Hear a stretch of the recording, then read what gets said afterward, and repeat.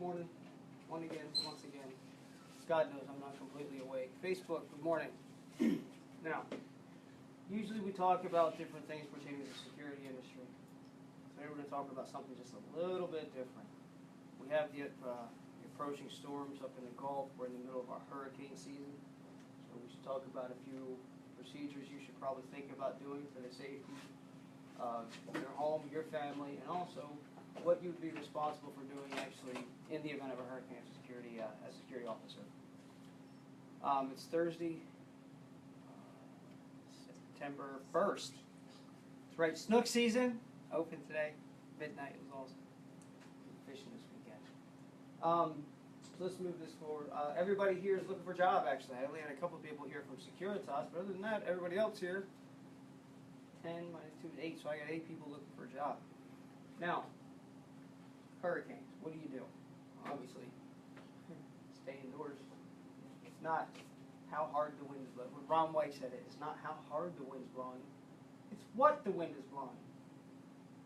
Stuff gets blown around, okay?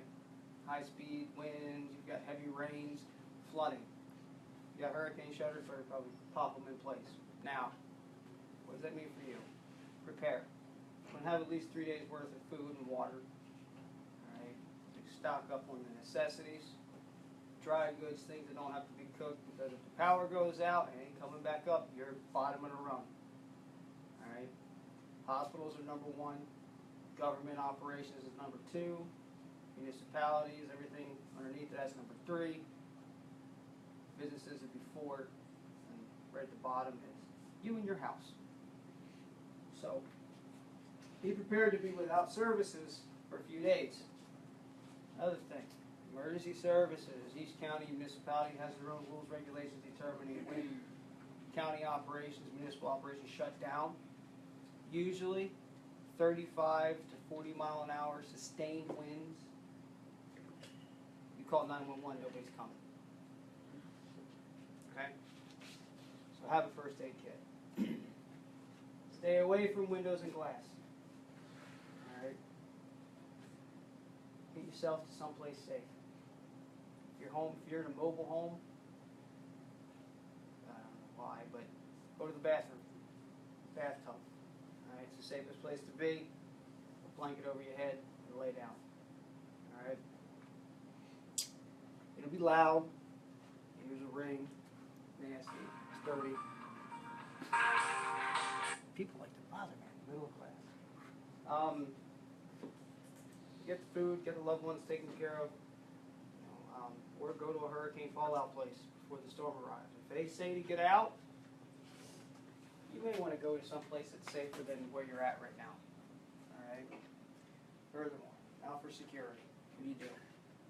Well, if it just happens to be that the post that you work is on a mandatory evacuation, you're not going to work. That's self-explanatory. You can't go to a place that you can't get to. Right? After the storm passes, say there's damage in the area, you may have to get a pass to actually go into those areas to work or to assist. Now, most of the time, as unarmed security, it's not going to affect you. All right? You may have to step up, meaning that once the storm passes, you may be assisting municipal workers, emergency responders with mop up, clean up, body location, whatever. Alright? As armed security, on the other hand, a little different. We saw it in Katrina. Armed security got activated and was requested to go to Louisiana. Just got over there, they stood armed watch over top of businesses to make sure to keep the peace. Even the law enforcement officers over there who are supposed to protect the public become concerned with themselves and started looting themselves. Just shitbags. Alright? I hope you don't do that. I hope you're better than that. Alright? Saw it during terrorist activities as well. People stealing from the ones that's supposed to benefit. Anyway, as unarmed security, you may be asked to step up and cover posts that you normally don't cover, because those armed officers, or they could have been harmed in the hurricane, whatever, you're going to probably have to step up a little bit. The governor can activate different security agencies and ask for their assistance. If a state of emergency gets declared, it's a good chance that you may be asked to help. Okay, take care of your family, and then get out there and help. All right? I know we're just security. All right? A lot of people just look at this as a paycheck. Been doing this for 16 years. I believe in helping other people. That's why we do this. That's why I do this. It's public safety. I'm willing to put my life down to save someone else.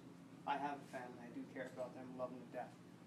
But the needs of the few, needs of the many outweigh the needs of the few. All right. Now, anyway, so if armed security is activated, you'll probably have to go to these places that have been destroyed. You're going to be the ones there to assist emergency workers, keeping the peace, stopping rioting, looting. We saw it. You guys know what I'm talking about. Every time a natural disaster occurs, rioting, we saw it during Charlie. Businesses had to stand out there with guns to protect themselves from citizens who just wanted to go steal things from private businesses. You may get activated for that. All right. Be prepared for it. Be prepared to step up your game. If you can help people, they have a CERT team, Community Emergency Response Teams. It's like a FEMA program. I know it's FEMA. Government agency, it's useless. FEMA. Now it's Homeland Security. God, I don't know. They restructure crap so much it's not even funny. One useless agency after another. Nobody can figure out who's going to be doing what. So hopefully you can make some sense of what's going to be happening. All right? You're going to be on your own. I told you. Emergency workers are going to be more concerned with body recovery and trying to help people, getting power restored and keeping the peace. Private security contractors get brought in to assist law enforcement. So just step it up. Protect your family, protect other people. Right? You may see some things that you wish you'd never seen. Ignore the casualties. I hate to sound horrible like that, but can't help somebody who's already deceased. You need to get to the live people. During mass casualty incidences like that, you move past the deceased. I know it's callous and it's hard to do, but you have to step up your game. Even as unarmed officers, you may be helping people. Okay? Try your best. If you know first aid, help. Maybe as simple as applying pressure to a wound, giving somebody some water. Rehydrating people, feeding people, helping out with the Red Cross, whatever. All right? I don't think we're going to have a problem with it down here. We're southwest Florida. We're south of St. Pete and Tampa. It's supposed to be a Cat 1 by the time it hits there, but apparently we have 4 hurricanes, tropical storms right now hitting us all over the place. Gulf of Mexico, Atlantic, and the Pacific. And there's supposed to be one hitting Hawaii today. We'll be having one in the Gulf hitting landfall this afternoon, this evening. Got some more stuff going on. It's supposed to merge with that other, go across the state, merge with the one in the Atlantic, and probably pick back speed up again. All right? It's Florida. We're in season for it. So everybody be safe. All right? If you have a weather radio, weather alert radio, a good idea to listen to it. Power goes out, you want to have some type of backup generator if you got one. Make sure you've got gas, make sure you've got food, make sure you've got someplace safe to be. All right. Everybody out there on Facebook, fortunately, fortunate for us, we're in a safe area. For those of you that are going to be affected by the storm, God bless you and good luck. All right, we'll be there if we can. If we get activated, we'll be up there to help you out. All right, anybody here with the National Guard, or if you're security with National Guard, that takes the precedence over your security company.